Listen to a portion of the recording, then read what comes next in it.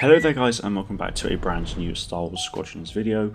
The game releases in about 8.5 weeks and there are 8 playable starfighters within the game, so once per week leading up to its release I will be giving you guys some quick fire history and lore for each starfighter.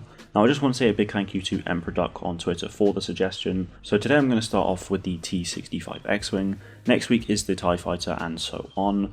Now don't forget to leave a like on the video and subscribe with notifications turned on as well so that you don't miss out on any other video going forward. In Squadrons, the X-wing is the New Republic's fighter class starfighter, essentially meaning that it is a great all-round ship to play as. The X-wing is the most versatile and easiest ship to handle out of all the New Republic fleet, and is not only effective against starfighters but capital ships as well. With the inclusion of the component system in Star Wars Squadrons, you can adapt the X-wing into any situation that may arise, though typically the X-wing is equipped with 4 laser cannons on its S-foils as well as a fuselage full of proton torpedoes. The X-wings are manufactured by Incom Corporation, a starship manufacturer known for building such ships as the Z-95 Headhunter, the ARC-170, the U-wing, the T-47 Airspeeder, and of course the very lovely T-65 X-wing, among many others. The X-wings are actually the primary successor to the Z-95 Headhunter, but also to the clone Z-95 Headhunter and the ARC-170, all of course made by Incom as well. Incom had their intentions on creating a starfighter that had no exploitable weaknesses, which of course is the X-wing, and it was supposed to be the backbone of the Imperial Navy, which makes a lot of sense considering Incom were used by the same Republic that actually turned into the Empire. However, due to the Empire being cheapskates, they went on for the TIE line made by Scinar Fleet Systems, more on them next week.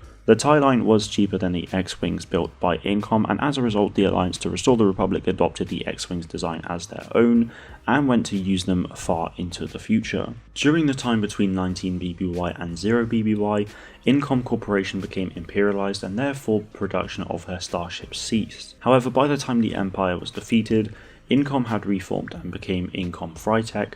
Now within a year after the Battle of Endor, Incom Frytech had a prototype of the T-70 X-wing, which was used primarily by the Resistance forces during the fight against the First Order. And by the time of The Force Awakens within the Star Wars timeline, the New Republic Defense Fleet were using the T-85 X-wings, also manufactured by Incom Frytech. The earliest point in the Star Wars canon that we see the T-65s used is in Season 4 of Star Wars Rebels, where we see Hera Syndulla lead an attack on the Imperial station on Lothal, though they were all shot down.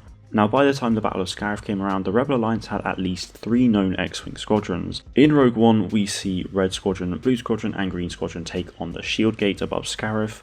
Green Squadron was first seen in Star Wars Rebels, Blue Squadron was first seen in Rogue One, and Red Squadron was of course first seen in A New Hope. During the Battle of Yavin, the Rebellion sent up 30 starfighters, of which 22 were X-wings, and by the time the Death Star was destroyed, only 3 fighters remained.